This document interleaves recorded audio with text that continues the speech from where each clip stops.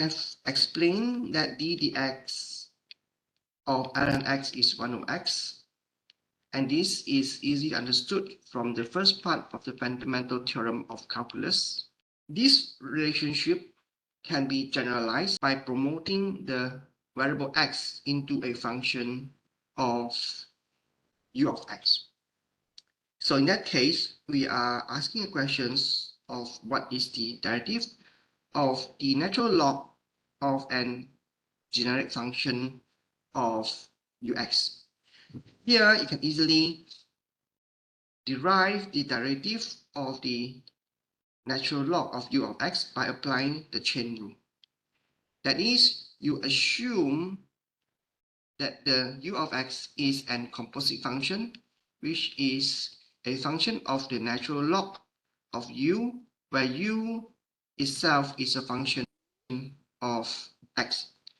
Considering the natural log of u of x as a composite function, then the derivative of the natural log of u of x can then be written down as d du of ln u times du dx. This is just nothing but the applications of chain rule to the composite function of ln u of x. d du of ln u is just 1 over u. Then you have 1 over u du dx. So the natural log derivative of a generic function is simply equals to 1 over u times du dx.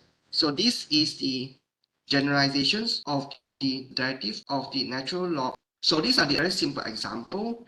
Here you consider the u as 2x, then d dx of ln of 2x is just d dx of ln u.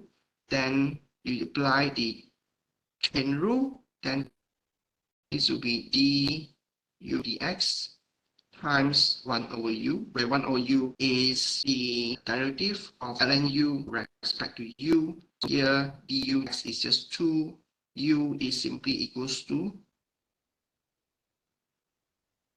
Therefore, you end up with the expression of 1 over x.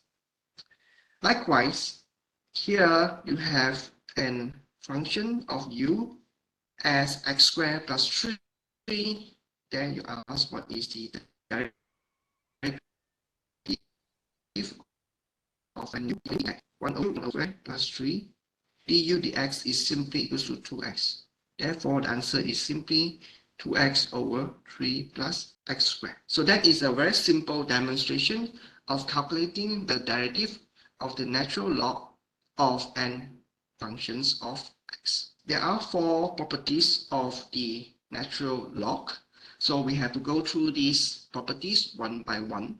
In the first property of the natural log, the product rule, it says if you have an constant a and multiply with the variable x and you take the natural log, what is this equals to? According to the product rule, this is equals to ln a plus ln x. The proof of ln a times x equals to ln constant plus the ln of x can be seen from the following procedure. In order to prove this statement, you have to refer to one of the theorems that we have studied. In the topic 4.2, the mean value theorem, we mentioned that there are 2 corollary from the mean value theorem, especially the corollary 2. We say that if you have a function f and g, where the derivative of f and g are equal to each other, that necessarily infer that the 2 functions are different by a constant. We have to make use of the corollary 2 of the mean value theorem to prove these relationships. Let us call u equals to a times x, where a is a constant, x is a variable. We just rename the product of ax to be u. Then we ask a very simple questions. what is the dx of ln u? So we apply the chain rule, then this will give me du dx times 1 over u. That would result in a over u, where u is just ax. Here, a is coming from du dx. That allows me to arrive at the result. The derivative of log of u is nothing but just 1 over x. This is the same as the derivative of log of x. So we have the derivative of the natural log of u and the derivative of the natural log of x are the same. So according to the corollary 2 of the mean value theorem, ln u and ln x, they have both the same derivative. Therefore, both functions would be different from each other by a constant of c only. So the next part is to work out what is the constant c in this relationship. You can work out the values of c by using the definitions that the natural log at x equals to 1 is 0. We have mentioned these statements earlier on. So you slot in this relationship into these statements, then you'll be able to calculate and work out what the values of c is. So here the constant c could be worked out by using the fact that the log of 1 is 0. That is when x is equals to 1, so when x equals to 1, log of 1 is 0. So I'm going to write down log of u, where log of u is the log of a times x, and I'll slot in x equals to 1. Here is 1 plus c. With this, I'll be able to work out what the c is, which is the constant that appears in the relationship between log of u and log of x. Then this is just equals to ln a. So I have then come to the conclusion that the log of u, which is log of a times x, is simply equals to log of x plus the constant c that works out to be just ln a. Therefore, we have proven these very simple relationships. And it looks very simple, but it comes from the applications of the corollary 2 in mean value theorem. It doesn't come from the sky. You have to explain where it comes from, and it comes from the corollary 2. Then you also have the quotient rule, reciprocal rule, and the power rule. The quotient rule says that if you have the log of a over nx, then this is the same as ln a minus ln x. This is a quotient rule. We have also the reciprocal rule. Reciprocal rule is simply an quotient rule when a is equals to 1. Right, so if you replace a equals to 1, then you have this ln of 1 over x equals to ln of 1 minus ln x simply equals to minus ln x, because log of 1 is simply 0. Then finally, you have this power rule. The power rule says the log of the variable x raised to the power of any rational number is just r times ln x. So these are the 4 rules that applies to the log functions, and you have to know all these rules by heart: the product rule, quotient rule, reciprocal rule, and power rule. We have just proven the first product rule, but I think we have not proven in details the quotient rule. For those who are interested, you can check with the textbook and see how this rule comes about. It is not a formula that falls from the sky. It is based on theorems. You can prove all these results very rigorously using the existing theorem. So these are just a very simple example of the applications of the rule. For example, ln6 can be broken down as a product of 2 times 3. Then by applying the product rule, number 1, then the product of 2 times 3 in the argument of log can then be separated as ln2 plus ln3. The difference between the log of 4 and log of 5 is then written as the log of 4 over 5. And so is this.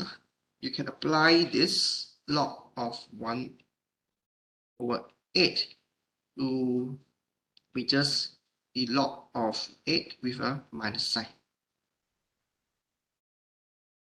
And this can also be translated into negative of log of 8, which is 2 power 3.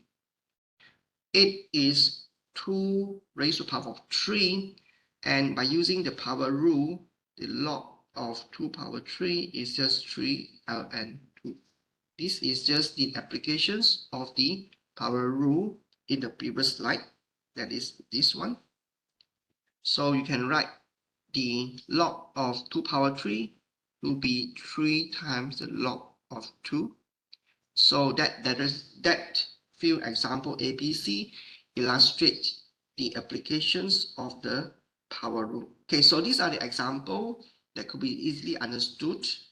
Log of 4 plus the log of something, which is the log of A plus log of B. Here A is your 4, B is your sine of x. Then you can simplify or combine both logs into a single log of A times B, which is the log of 4 sine A. So this example shows you that you can combine the sum of two log into the single log, where the arguments of the log is the product of A and B. On the left hand side, you have log. So in that sense, you are sort of like convert the additions into a product. Or likewise, if you have a product of A and B in a log, you can break it into the sum of two log, right? So the product of A and B can be converted into the operations of the sum if you calculate the product of AB in terms of log.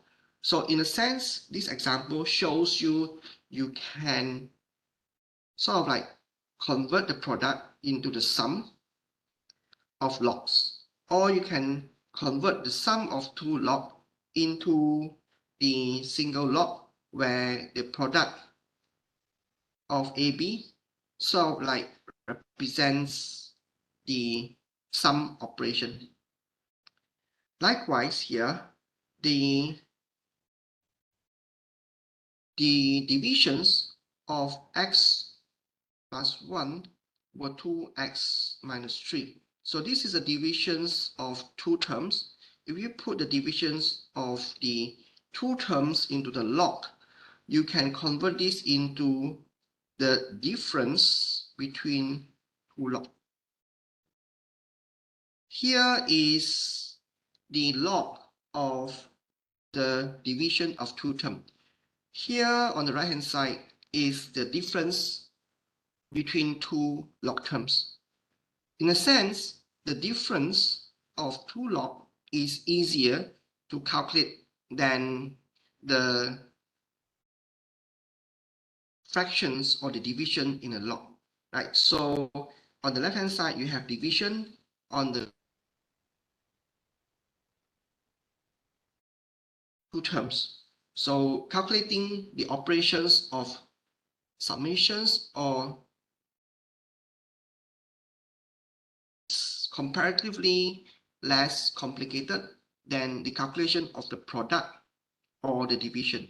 Example A is the product being expressed into the sum of two log terms. Example B is a case where you convert the division into the difference of two log terms. So you always try to imagine that the applications of log can somehow reduce the product into the sum of two log terms, reduce the divisions of two terms into the difference of log two terms. And you deal with the divisions in an easier way as compared to the terms that is expressed in division. Okay, the difference of two log terms is easier than to deal with the divisions of two terms. So this is another example. Log of secant x can be simplified by using the definitions of the secant x.